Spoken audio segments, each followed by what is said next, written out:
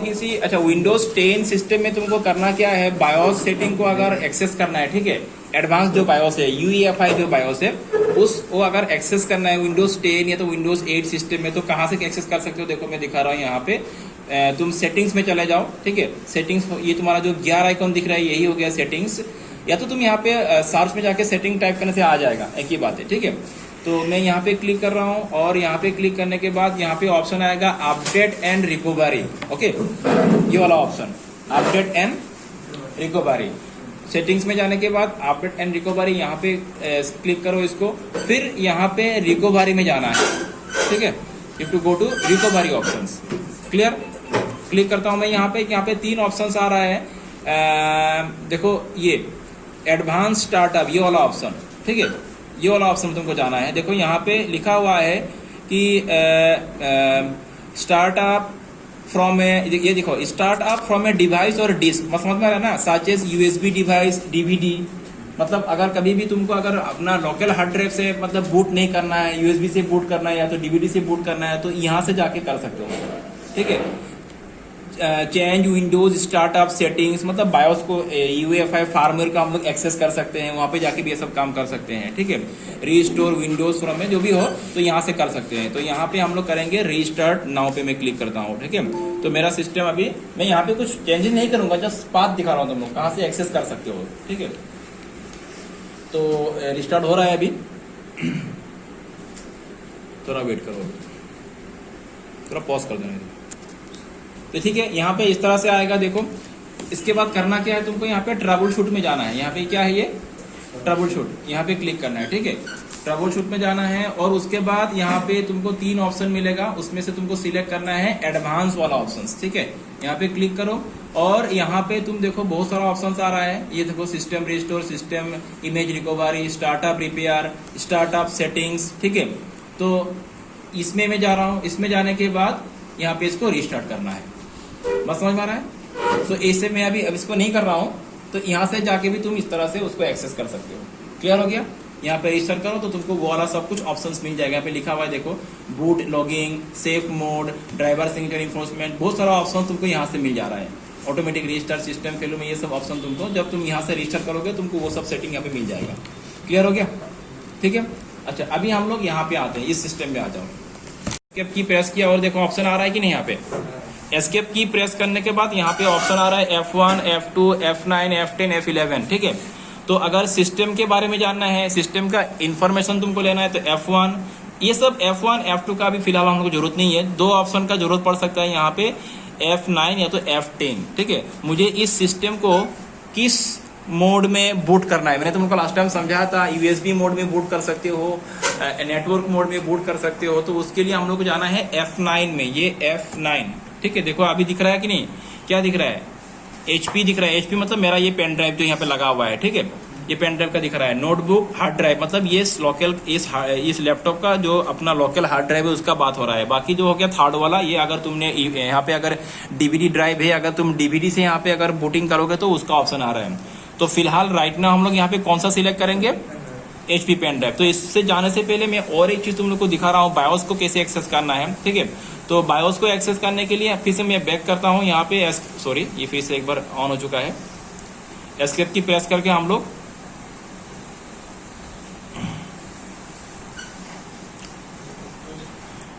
ये आ गया। यहाँ पे देखो बायोस सेटअप ऑप्शन दिख रहा है, ठीक है, क्या दिख रहा है, बायोस सेटअप। तो मैंने लास्ट टाइम जैसे बोला था, अलग अलग मदरबोर्ड के लिए अलग अलग वो बायोस में एंटर करने का अलग अलग की होता है, किसी में F10, किसी में F12, किसी में F2, ठीक है, किसी में डेल, किसी में एस्केप, ओके। तो फिलहाल यहाँ पे क्या है, F10 की है, समझ में आ रहा है ना। तो हम लोग क्या प्रेस करेंगे, F10 प्रेस करता हूँ और यहाँ पे सिस्टम ये बायोस को एक्सेस कर रहा है, क्लियर हो गया। अभी यहाँ पे बहुत सारा ऑप्शन है, यहाँ पे जो मेन ऑप्शन जो देखो यहाँ पे ये सब जो है तुमको जस्ट यहाँ पे दिखना है, तुमको जस्ट रीड करना है कि ये इस लैपटॉप का मॉडल क्या है, प्रोडक्ट नंबर क्या है, ये सब कुछ दिखने के लिए, प्रोसेसर कितना है, बायोस वर्जन कितना है, ठीक है, ये सब कुछ यहाँ पे तुमको दिख रहा है, रैम कितना है, सब कुछ यहाँ पे शो कर रहा है। लेकिन यहाँ पे हम लोग को इस तरह से देखो, ये सब हम लोग कुछ चेंजेस नहीं करना है, हम लोग को जस्ट कुछ चीजें हम लोग को जस्ट यहाँ पे जस्ट एक बार रिव्यू करना है। सिक्योरिटी में जाके तुम इसका पासवर्ड सेट कर सकते हो, ये सब मत करना जरूरी नहीं है यहाँ पे, ठीक है। सिक्योरिटी में जाके administrative password, power on password, मतलब सिस्टम ऑन होती है पासवर्ड मांगेगा तुमको, तो जरूरत नहीं है सब सेट करने का। डायग्नोस्टिक में जा रहा हूँ, इसमें भी तुमको कुछ करना नहीं है। सिस्टम देखो यहाँ पे, देखो अभी सिस्टम में जाने के बाद ये नीचे देखो क्या आ रहा है, नीचे बूट ऑप्शंस, जस्ट यहीं पे हम लोग को जाना है, बाकी सब छोड़ दो, बाकी कुछ चेंजेस नहीं करना है। डिफॉल्ट में जैसे आएगा वैसे ही रहने दो, ठीक है। डिफॉल्ट में जैसे आ रहा है उसी मोड में रहने दो। बस बूट ऑप्शन में जाके तुमको कुछ चीज चेक करना है, कुछ करना नहीं है यहाँ पे, फिर भी करना है तो कर सकते हो, मैं बोल रहा हूँ क्या करना है। बूट ऑप्शंस में जाओ और एंटर प्रेस करो। यहाँ पे देखो क्या आ रहा है बूट ऑप्शंस में, ये देखो CD-ROM बूट एनाबल लिखा हुआ है, ठीक है। बूट CD-ROM बूट एनाबल मतलब CD-ROM से बूट होगा। अगर तुम यहाँ पे एंटर प्रेस करके डिसेबल कर दोगे तो CD से बूट नहीं होगा, मतलब बूट मेनू में जाने से भी ये ऑप्शन शो नहीं करेगा, ठीक है। तो अगर तुमको इसको CD से बूट करना है तो इसको एनाबल करो, बाय डिफॉल्ट में वो एनाबल ही रहेगा, कोई बात नहीं है। पे फ्लोपी से आजकल होता नहीं है, फ्लोपी कहाँ आजकल यूज होता है, तो फ्लोपी का ऑप्शन डिसेबल ही रहने दो, ठीक है। इंटरनल नेटवर्क एडेप्टर, नेटवर्क से तुम लोग को बूट करना नहीं है, ये एक्चुअली नेटवर्किंग में यूज होता है, जरूरत नहीं है उसका। और बूट ऑर्डर में जाते हैं अभी हम लोग, फाइनल ऑप्शन क्या है, बूट ऑर्डर, मतलब देखो इसको एंटर प्रेस करो तो बूट ऑर्डर में देखो क्या लिखा हुआ है, USB Diskit, USB hard drive, मतलब तुम अगर USB से अगर तुम बूट करना चाहते हो तो ये USB डिस्किट है। अगर लोकल का अपना हार्ड ड्राइव से बूट करना है तो ये लोकल का अपना लैपटॉप का अपना हार्ड ड्राइव है। इंटरनल DVD से करना है तो ये है।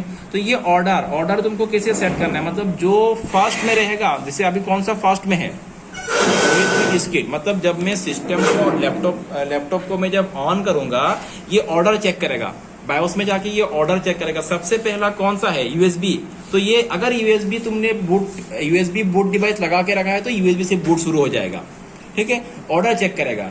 अगर तुमने पहला ऑर्डर में क्या रखा है, नोटबुक हार्ड ड्राइव, तो USB से बूट नहीं होगा, समझ में रहा है। तो ये ऑर्डर कैसे सेट करना है यहाँ पे लिखा हुआ है, देखो F5 F6 ये लिखा हुआ है, चेंज वैल्यूज लिखा हुआ है। जैसे तुमको अगर नोटबुक हार्ड ड्राइव को फास्ट में रखना है, पहले रखना है, तो यहाँ पे क्या लिखा है, F5 F6 to move the device up down. तो जैसे मैं यहाँ पे कर रहा हूँ F6 कर रहा हूँ, तो ये देखो नोटबुक हार्ड ड्राइव ऊपर चला गया, ठीक है। अभी अगर मैं सिस्टम को रिस्टार्ट करूंगा तो पेन ड्राइव से बूट नहीं होगा, बाय डिफॉल्ट में कहाँ से बूट हो जाएगा, हार्ड ड्राइव से। लेकिन अभी तो हम लोग को करना क्या है, इस लैपटॉप सिस्टम में हम लोग को नया से विंडोज इंस्टॉल करना है। और जैसे मैंने लास्ट टाइम एक्सप्लेन किया था, नया से विंडोज इंस्टॉल हम लोग करने के लिए हम लोग क्या यूज करेंगे, USB डिस्किट का यूज करेंगे, USB फ्लैश ड्राइव का यूज करेंगे।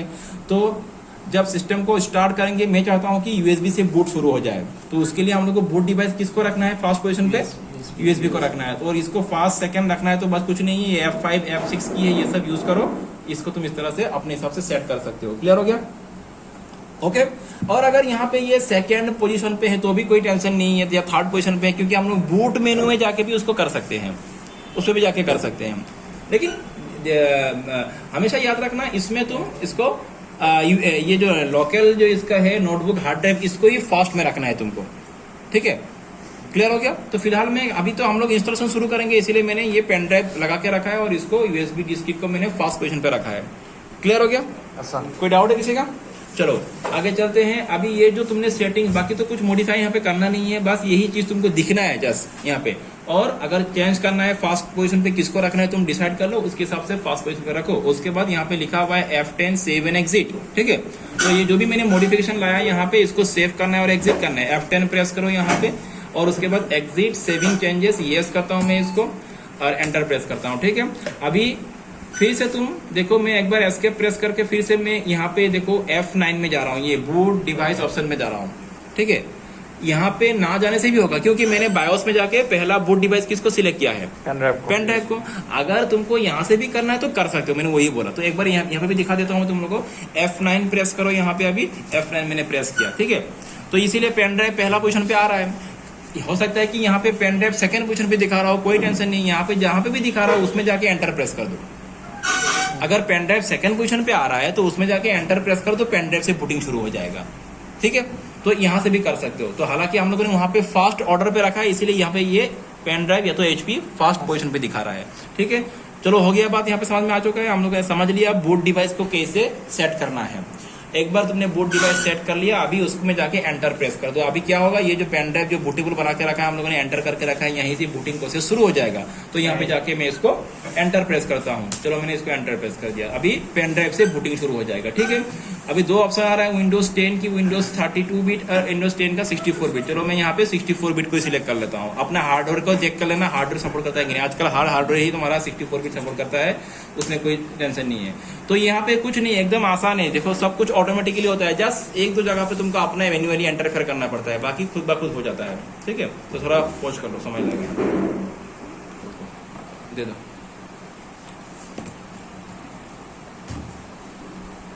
मतलब वीडियो साइड बाहर को। ठीक है, यहाँ पे आएगा, देखो अभी इस तरह से आ रहा है। तो हम लोग क्या कर रहे हैं, यहाँ पे विंडोज 10 इंस्टॉलेशन प्रोसेस को शुरू करते हैं।